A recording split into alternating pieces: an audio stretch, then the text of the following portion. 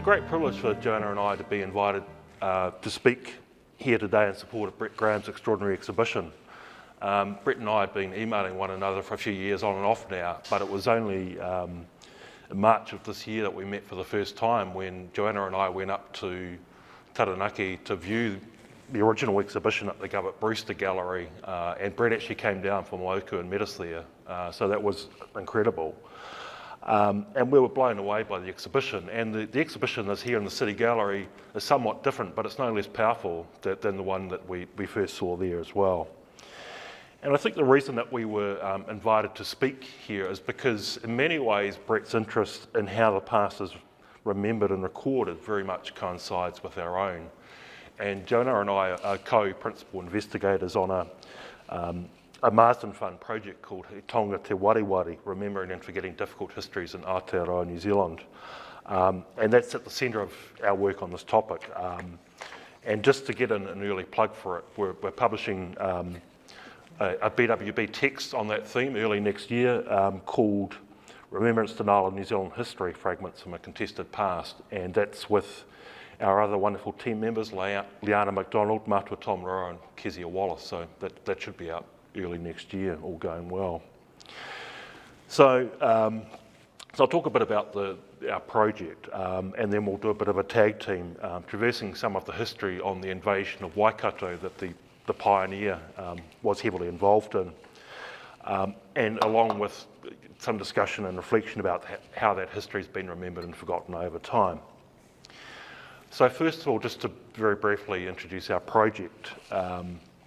When students of Otorohanga College, a small secondary rural school in the King Country, petitioned Parliament in 2015 calling for a National Day of Commemoration for the New Zealand Wars and for the history of these conflicts to be taught in all schools, they sparked a vital debate about memory, identity and history. How do New Zealanders remember and forget difficult events from our past?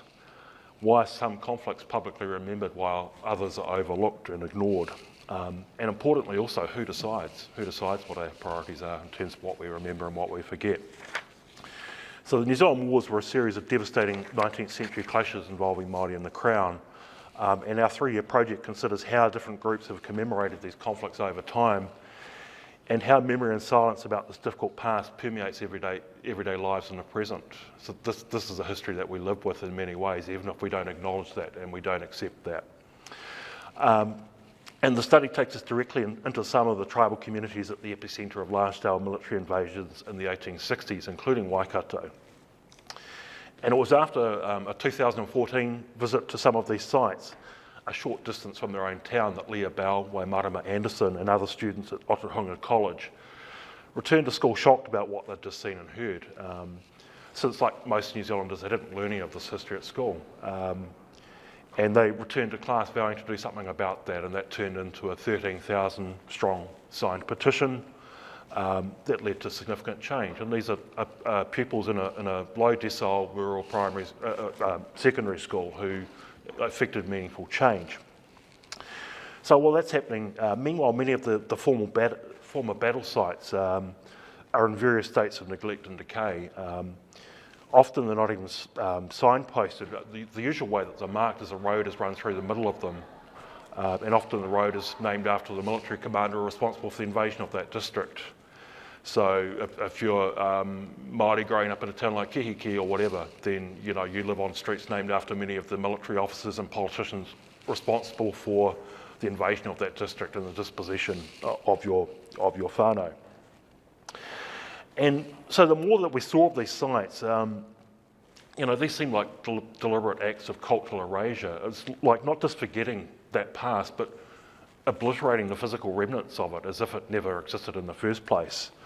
And yet these were defining and transformative conflicts in New Zealand history. I've argued in many ways way more important than World War I. So in 2015, Joanna and I were visiting many of these sites in the Waikato, and as we did, we started to ask ourselves, what's going on here? Why the awkward silences and omissions around this history? Why are these sites neglected? The seeming contempt for these sites where extreme acts of violence took place. And so really that was the spark for our project.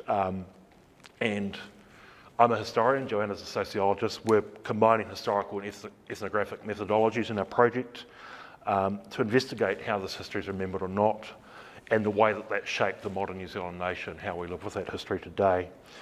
And the research is obviously significant because the narratives remain contested and for some groups even buried and denied. And that highlights really the need for reconciliation, which is grounded in a genuine acceptance and dialogue about our history, being honest with ourselves about our past as a nation, rather than just cherry picking out the bits that we'd prefer to remember. And that's obviously a call that a growing number of people are picking up on and urging, including the now former students from Otorohanga College. So that's just a quick introduction to the background to our project. Ngā mihi o te rā kia koutou, kia ora koutou. It's so good to be here with you today. What I'd like to do today is to jump right in with a quote. And it's a quote from the Vietnamese-American author Viet Thanh Nguyen.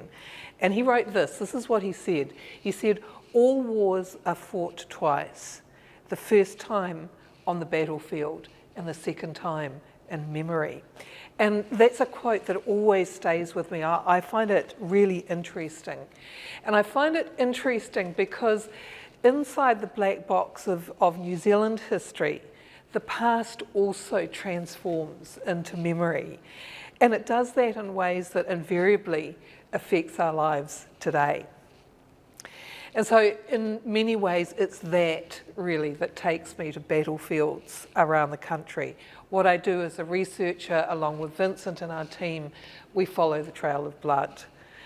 And just as I follow the trail of blood as a wahine Māori living in the aftermath of those conflicts, I think what's important here is that in this exhibition, Brett Graham takes us through his own journey into these histories. So he invites us to follow this exhibition piece, which is directly in front of me, The Black Shroud. And The Black Shroud takes us into some of the absolute darkest moments in our histories. And he's inviting us into those spaces, and he's inviting us to consider those incredibly painful memories of the regiments and armies that invaded Taranaki. So, as Vincent said, our research focus is for the same era. It's with the New Zealand Wars. And so 150 years more after the wars ended, we circle back to those old battlefields. And they're all around the country, they're everywhere. And we do that in an attempt to understand how things change so quickly and with such chilling effect. So we visit the battlefields. It's not just to remember or to bear witness, but we also go there to track the silences. So what we're looking for are the things that are left unsaid in those histories. So there are a lot of ways that we could do this kind of work, but what we have decided to do as our starting point is to begin by going to where the ancestors lie on those battlefields. And then later on, we speak with descendants. We talk to people who've undertaken to pass those memories on to the next generation. So, how do we remember the past now? And how do we find words for the absolute unspeakable loss that we see in Brett Graham's extraordinary exhibition? Because I think, for me, history isn't just about the really big moments or the larger-than-life heroes with all the military prowess. Sometimes historical and tribal memory is about those smaller, more intimate moments. And these are the moments that often change our lives and shape who we are. So there's a particular kind of memory of intimacy, and it's a memory that I want to talk to you about today. And it's an intimacy that's forged in the last moments of an invasion. And it happens when the people you love are dying around you and you realise all is lost. So there's a moment in those final hours of battle when defeat is certain and you're given a terrible choice. And the choice that you're given is to surrender or die. So you choose to die because you can't imagine a life worth living without land, whānau and dignity. And that is a great and terrible intimacy. So the past doesn't always have happy endings. It can be really brutal, but knowing what happened helps us to understand how we live now. And that's the focus of our research. So Vincent and I and our team, we go to the frontier, we visit those battlefields, and we look for those stories. We look for the stories of violence and loss, but we also look for stories of intimacy and connection and love. And there's one battleground in particular that draws me back time and time and time and time again. And it's on the border of the Waikato and King Country districts. It's just out of the small settlement of Kihikihi. And there was once a thriving papakainga out that way that was known as Orako. And in the 1850s and early 1860s, there were absolutely magnificent orchards there. And so there were these great groves of peaches and apples and cherries and almonds. And there were also huge fields of wheat and maize that grew on the plains that were all around the settlement. So the people who lived there, the Hokainga, they prospered. Their children grew up strong, their children grew up healthy. But what happened in the autumn of 1864 was that Orako was right at the centre of one of the defining conflicts of the New Zealand Wars. So by the time hostilities took place at that settlement, the Waikato region had been under really heavy and constant military siege for more than 9 months. So the 3-day battle at Orako Pā, that was the final armed conflict in the district, and it ended with acts of extraordinary brutality. More than half the 300 Māori who defended the Pā against 1,400 troops, 300 Māori, 1,400 troops, more than half of them were killed. But the heaviest casualties came on that 3rd and final day of the siege. And that was when food and water and ammunition inside the Pā were starting to run really quite low. And it's those final chaotic hours that really haunt me. So I want to tell you what happened. At around midday on the last day of the siege, it became clear that the Pā was going to fall. So with British victory imminent and the Pā surrounded, Lieutenant General Duncan Cameron, who was the commanding officer, he declared a ceasefire. And he did that through his translator, William Meyer. And he called on the defenders of the Pā to lay down their weapons and surrender. But he was refused. And he was refused with those words of courage and defiance that have since passed into Māori history. E hoa, ka whawhai tonu mātou, ake, ake, ake, friend, we will fight on forever and ever.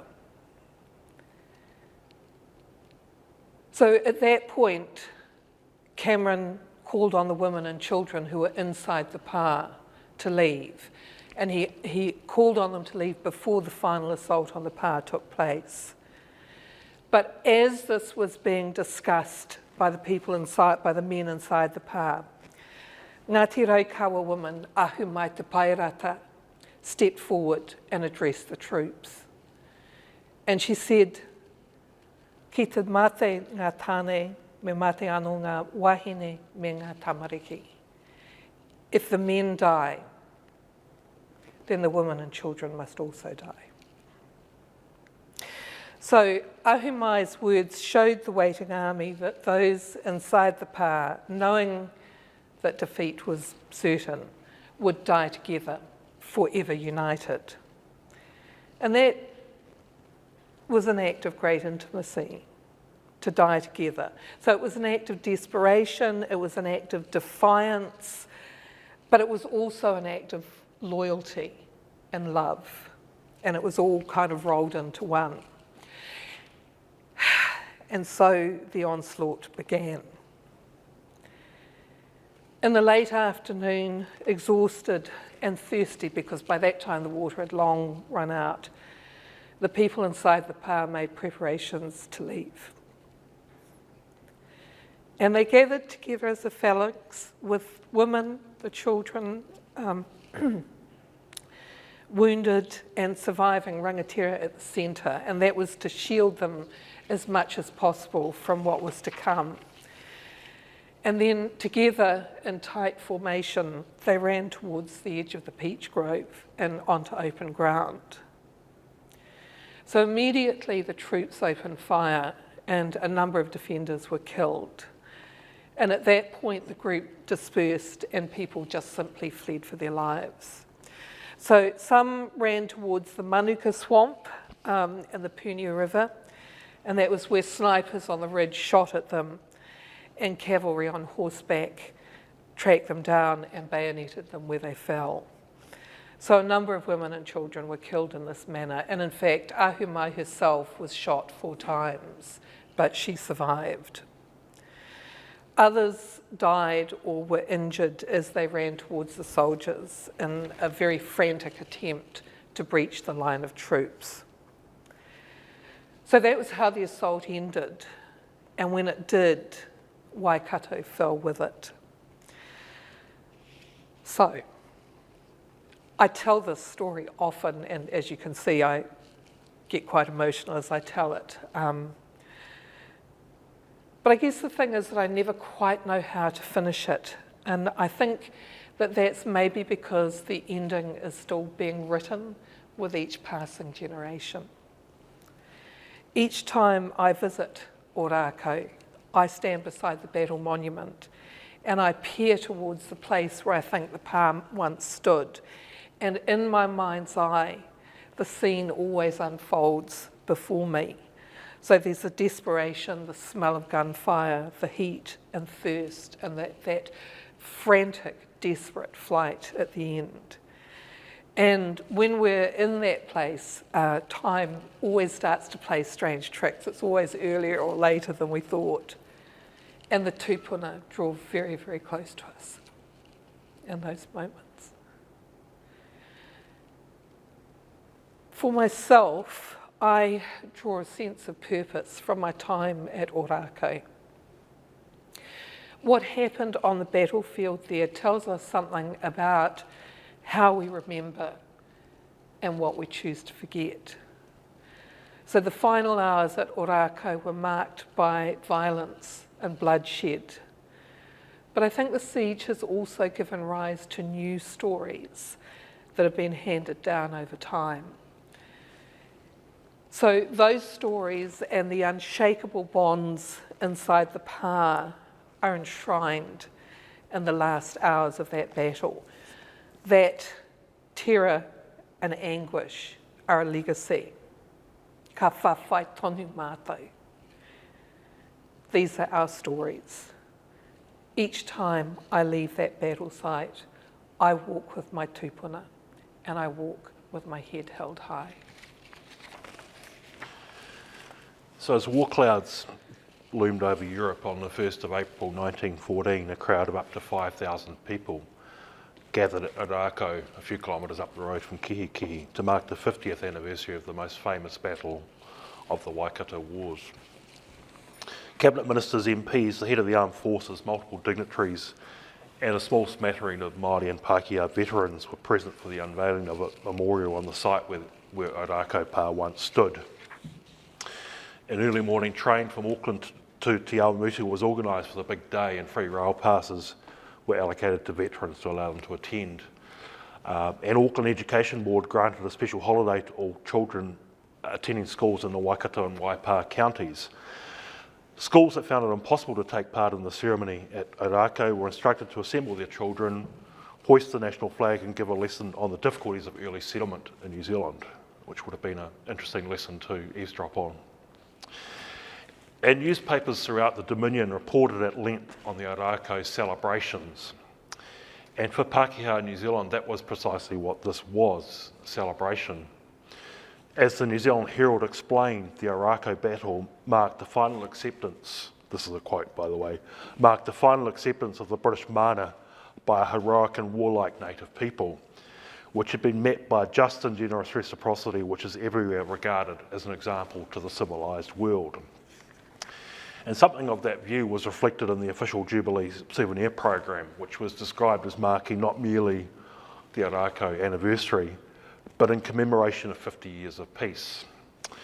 But as the Herald editorial notes, this was no ordinary peace. So I'd argue that it was Ōrākau that gave birth to the myth of New Zealand having the greatest race relations in the world. And for a land that many Pākehā felt was lacking in suitable legends, what better tales to immortalise than those that emanated from Ōrākau? So in this way, you get a highly sentimentalised and romantic version of Ōrākau openly appropriated by Pākehā for their own nationalist and nation-building ends. Reiwi's Last Stand and so on. And really in 1914, just one thing is missing. The Ōrākau ceremony is large. Most of those 5,000 people are Pākehā. There are very few Māori there.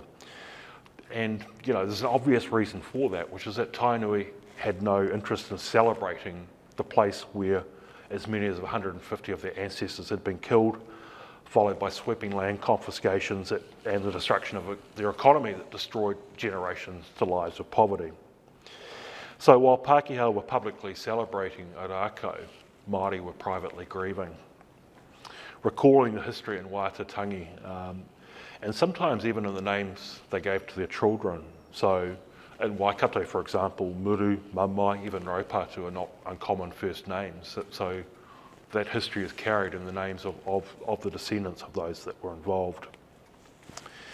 And that Māori held a notably less sentimental view of the war than most Pākehā, even 50 years later, was evident in exchanges around the wording on so this monument is unveiled in 1914, and on one side of it is the name Reiwi Maniapoto. And it suggested a few years later that maybe some additional text could be added there. And officials ask, for suggestions, and one is provided in 1916 by a member of the Te Huihu family. Ngāti Tūwharetoa were very prominent in the defence of Ōrākau in 1864. So he supplies a draft inscription which read, quote, Reiwi Maniapoto was one of the highest chiefs of the Ngāti Maniapoto and Ngāti Raukawa. He was an upholder or supporter of the kingdom or kingship of Potatau Te Wherewhero and Tawhia, and at the time of the war waged by the Pākehā against the Māori king, he fought on the side of the Māori king, with the result that he was defeated here at Ōrākau, his land subdued, and his lands taken by conquest. So Edith Statham, the Inspector of Old Soldiers' Graves for the Department of Internal Affairs, who is also a leading figure in the Victoria Lead, had led the charge for a new monument at Ōrākau and for the inscription on the monument that was erected in 1914. But she wrote in response to Te Huihu's draft that, I do not quite like it as it does not set forth the main fact that I was anxious to give publicity to, namely that Reiwi was the chief commanding the Māori troops and made such a gallant defence against our men. So Te Huihu's draft transcription had disrupted Pākehā myth-making around Ōrākau, with awkward reminders of the kingitanga that Reiwi Maniapoto devoted so much of his life to defending, to a war waged by the Pākehā race against the Māori king, and to the dreadful consequences of that for Māori involved. And that wasn't what Pākehā at the time wanted to hear. they preferred to frame Ōrākau in terms of a noble and heroic, if ultimately doomed defence, giving rise to 50 years of unblemished and unrivaled peace and harmony between Māori and Pākehā. And really their imagined Ōrākau is conspicuous for chivalry, gallantry, mutual respect among contending fighters, before final acceptance by Māori of their subservient position in relation to the government. And so a bland alternative subscription is sought, and then the whole matter is dropped. So today, there's still just Rewi Maniapoto appears there without any further inscription. But as the Great War drew to a close in 1918, there came renewed interest in New Zealand's own wars, and supporters lobbied for a history of these to be commissioned by the government before the last survivors, the last veterans passed away. And in 1918, the government finally agreed, and James Cowan, a bilingual journalist, who'd actually grown up on a farm that included part of the Ōrākau battle site, was commissioned to write this. And his two-volume work comes out in 1922 and 1923, and it's invaluable in many ways because of its extensive use of oral sources. He spoke to hundreds and hundreds of Māori and Pākehā veterans of these wars. And it came really to be seen as a definitive history of the New Zealand Wars for decades thereafter. But it was really devoid of any critical analysis and interpretation, and in this way it didn't really constitute any kind of threat to this emergent narrative, this emergent myth of Ōrākau. If anything, the success of his book, and which itself had an emphasis on the mutual respect of former adversaries forged through ordeal by battle, that just reinforces that notion, reinforces the myth of these wars as romantic and chivalrous affairs that led to the greatest race relations in the world.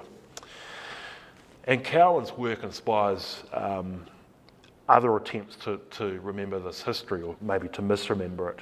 And Pākehā flock in their thousands to Rewi Rudolf Hayward's 1925 silent movie, Rewi's Last Stand, and in 1940 that's remade as a popular feature-length talkie.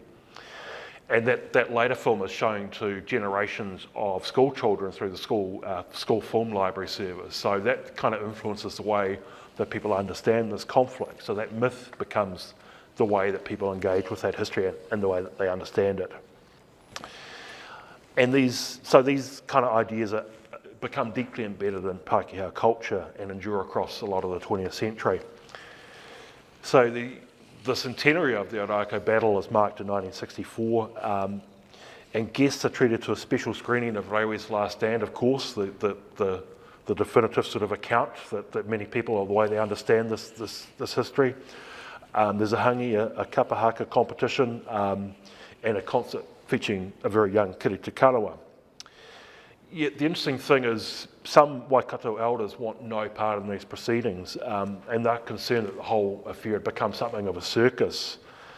And so long as Pākehā continued to use these war anniversaries as an excuse to pat themselves on the back for how wonderfully they treated their natives, that was kind of understandable that Māori didn't want any part of this.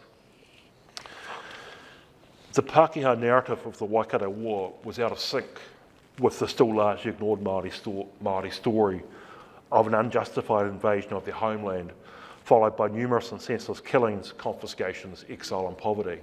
And that just wasn't the dominant narrative for most of the 20th century. Yet thanks to a new generation of Māori voices in the 1970s, Ngā Tamatoa and others, that Pākehā version of the wars is becoming harder to sustain, and it's all but discredited really by the 1970s. And the problem really is that no new narrative emerges of the wars, or none that the majority of Pākehā are willing to accept or willing to hear. So really the dominant attitude is don't talk about the wars, don't mention these. We don't want to hear about it. We don't want to hear this uncomfortable history. It's not who we are. We grew up as a people learning that we had the greatest race relations in the world, and these stories are disrupting that myth, that narrative. And when that silence is challenged in ways that mainstream Pākehā opinion finds difficult to ignore, there's huge controversy. One example, in 1977, The Governor, I think even today the most expensive one-off drama series in New Zealand history, a story about the life of Sir George Grey, who was an instrumental figure in the invasion of Waikato. And really that depicts the invasion of Waikato as an unsavoury land grab. And there's significant controversy over that. Prime Minister Robert Muldoon launches an inquiry into the TV series. That they're looking for dirt on it because they don't like what they're hearing with this series. And that really, that's the excuse, but it really reflects this deeper unease about these new narratives that are coming through, that Pākehā just don't want to hear. Later on, 20 years later, roughly in 1996, I think, James Belch's New Zealand Wars documentary series is critically acclaimed, but it's also accompanied by a strong backlash from many Pākehā. Again, they don't want to hear what he has to say about that history. How dare they say that stuff about our Pākehā ancestors seems to be the attitude for many. And from the perspective of many Pākehā, it's easier just to forget that these wars ever happened. And really, it's probably only been in the last 5 or 10 years that attitude has started to change, I think, in a significant way, and there's been greater public acceptance of the need to engage with this history, to take ownership of this history in a more upfront and honest way. So we're starting to have those conversations today that we should have had, that generations of New Zealanders were denied. Not just the conversations, but also the access to learning about that history, to learning the real history of what happened in these conflicts rather than that mythical, romantic one. And part of that process of historical reappraisal that we've embarked on today is a reconsideration of how this history is remembered in various ways, including on monuments and memorials. And we saw that last year with the removal of the statue of Captain John Fane Charles Hamilton by Hamilton City Council. And that's just one example of many monuments around the country that for some people are problematic today. And while these figures might be carved in stone or cast in bronze, history is not carved in stone. Our understanding of the past evolves. One example of that would be 50 years ago, people spoke of Good Governor Grey. He had this reputation as a great humanitarian. But today we realise that Grey was a much more complex figure, and his role in the invasion of the Waikato, for one thing, can't be brushed over lightly anymore. So Grey is viewed in a much more problematic way. And I think it's healthy to have this dialogue and discussion around our history and how it's reflected in our landscape, in monuments and memorials, and even in other ways too, like place names and street names. To have those discussions around how, who do we aspire to be as a nation, and do these things reflect that? And if they don't, what do we do about that? So monuments and memorials reflect the particular values and priorities of the era that they were erected. And many of the New Zealand Wars monuments around the country were erected in the early 20th century, just like the Arako monument in 1914. And they kind of seek to portray these conflicts as chivalrous and noble, not bloody and brutal wars of conquest. And they're really explicit celebrations of colonialism and imperialism. And for Māori who live near these monuments and memorials, or who live on streets named after the military officers and politicians responsible for those invasions, they're everyday reminders of this painful history. One really that Pākehā has sought to ignore for much of the period since 1840. In terms of that wider context, there's a pretty amazing story too in terms of the original pioneer gun turrets that inspired Brett Graham's amazing O Pioneer right behind us here. So the Pioneer paddle steamer gunboat was built in Sydney for the New Zealand government and completed on the 16th of July 1863. That's 4 days after the invasion of the Waikato begins on the 12th of July. It arrives at the port of Onehunga on the 2nd of July 1863, and it's soon in action in the Waikato War, participating in the attacks on Meremere and Rangiriri in October and November 1863. And later on it's used to transport men and supplies up the Waikato River. And it had been specifically designed for New Zealand conditions, including featuring the latest military technology.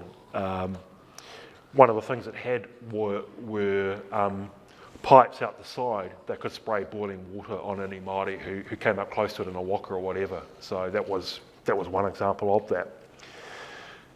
But it also included 2 gun turrets that were amongst the earliest in the world. So this was cutting-edge military technology. Māori are up against the world's leading superpower, really the world's sole superpower at the time in the 1860s, and the Pioneer reflects that.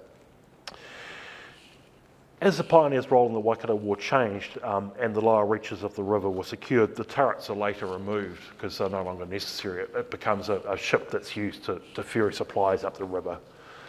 One of the turrets is placed ashore at Mercer and the second one just up the road about 1.5 miles away along the river. Following the war, one of the turrets at Mercer is used as the town's jail for many years and later used to store explosives. And later on, there are various requests to use these turrets in different ways. In 1914, it's said that one had been promised to the Mayor of Auckland for installation in a park. So, you know, one of the pioneer gun turrets could have been in Albert Park or somewhere else in Auckland. Problem with that is that they couldn't get it to Auckland because they were too large to fit on a railway wagon. So that plan had to be ditched. In 1920, Edith Statham suggests that one of the turrets might be removed to the reserve at Ngaruawahia, and that wins favour because the gun turret can be taken up the river. It doesn't need to travel over land or by rail. In 1921, it's announced that the turret in the township, previously used to store prisoners and then explosives, would become Mercer's Great War Memorial. And it's located close to the town's railway station where the line from Auckland once ended, next to what was once a stretch of the Great South Road, which has also been described as the road to war, and opposite a wharf in the town. And the turret there is placed in a concrete base and had the figure of a uniformed soldier in marching kit mounted on the top of it. 2 plaques are placed on its side, one listing the names of local men killed and wounded in the First World War. And the second wrongly stated that the turret came from the Pioneer, constructed in 1873, so they got the date of that wrong. And a third plaque is added later on, correcting that faulty date.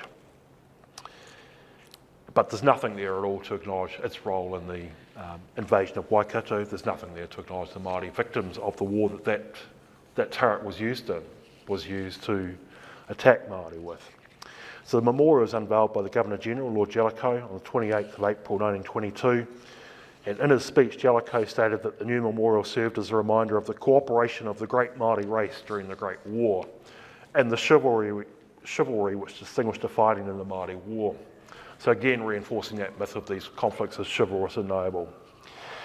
And what he failed to note was that a terrifying weapon of war had been unleashed against local Tainui during the Waikato War, and was now being used to commemorate service in another foreign war, or even that large numbers of Tainui men who hadn't forgotten that earlier history had refused to serve in World War I. That is not part of this commemoration at all. And many of those men are in prison for refusing to serve in the war. And the turret in the township of Mercer continues to be used as the local place to acknowledge, to commemorate Anzac Day right up until the 1990s. So it's used for that for the next 70 years. Soon after the unveiling of that monument in Mercer, calls for the second turret to be moved to Ngaruawahia step up. And in 1926, the turret is finally transported to Ngaruawahia and installed in the grounds of the town's domain, known as the Point, and it's still there today. And that's unveiled by the Minister of Internal Affairs on Regatta Day, the 17th of March 1927. Unlike the turret that's still in Mercer, it's not explicitly intended as a memorial to World War I, but it does continue, even to this day, to serve as a reminder of the role of the pioneer in the invasion of Waikato. So, these are examples of how this history is remembered over time. And, there are lots of other examples like this, but the pioneer is one of those. So I'd like to just pick up on some of the things that Vincent was saying about this exhibit, which is behind me, O Pioneer. And I guess for me, when I'm looking at this piece, I'm really fascinated by the patterns of the Victorian era wallpaper that Brett's used as a model for this piece. And when I visit this exhibit, I've looked carefully at how they kind of encase the entire gun turret. And I think it fascinates me for a lot of reasons, but it's partly because for me it's a kind of reminder about how those fairly innocuous domestic features with all the kind of wedding cake flourishes effectively masks the violence that it represents. Making a home on the frontier or homesteading on confiscated lands was always a deliberate act. So for me, this piece really embodies how British colonial rule was often presented and has been presented over time and has been presented in schools as a totally benevolent way of creating these kind of cosy domestic worlds for new settlers. So these are the plaster cornices and lace doilies of empire. But I think it also represents how these everyday objects muffle the brutality and the chaos and the disorder that followed in their wake. Those worlds were built on stolen land. So the New Zealand Wars have left a really huge legacy, and it's often quite hard for any of us who come afterwards, because the thing is, these histories, they're not over. They haven't gone away. We still live in the aftermath of these histories. And there's a term that geographers use that I find quite compelling. I'm not a geographer, but it's a term that always comes to mind for me, and the term is shatter zone.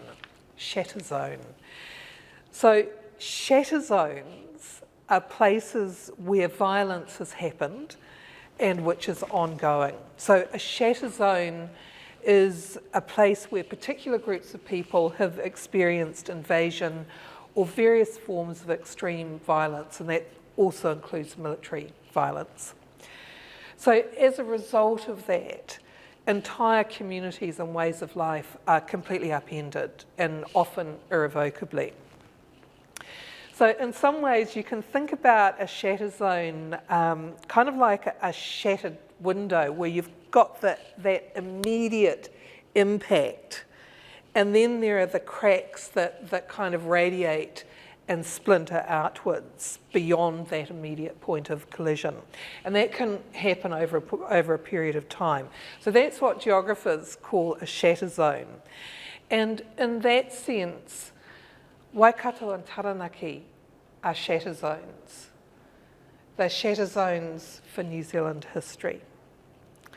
So they're places where the impact of invasion continues to reverberate in our lives today in all sorts of ways. And so I think as visitors to this exhibition and by coming here today, what you've actually done and what you're doing right now is you've chosen to walk into the shatter zone. And by virtue of being here this afternoon, you've chosen to walk into those still deadly moments when the talking stops and the fighting begins. So in a sense, we're all following that trail of blood today. And in fact, we're quite literally following the Black Shroud, which is the entry point to this exhibition. And I think the thing is that once you know these stories, you can't ever unknow them. So that I think they're more than just a call to greater understanding. They're a call to action. So breaking the silences around these histories is a powerful and important thing to do. And these stories are very powerful. They didn't happen in Gallipoli or Passchendaele or in other theatres of war overseas. They happened here. And our tupuna and all those others who died in the fighting are buried here. So these stories are powerful. They have the power to heal, but they also remind us that we still live in the shadow of that violence. And all of this matters because these and this exhibition, the work that we're doing in the battle sites, these are all tales from the shatter zone. And they have the potential to change our minds and to change our lives. They have the potential to change our future. So these stories can bring us together in new ways as we forge new understandings about the difficult and violent and unresolved past. But if they're told carelessly, they can push us further apart. Because these stories are powerful. These stories will outlive us. Kia ora.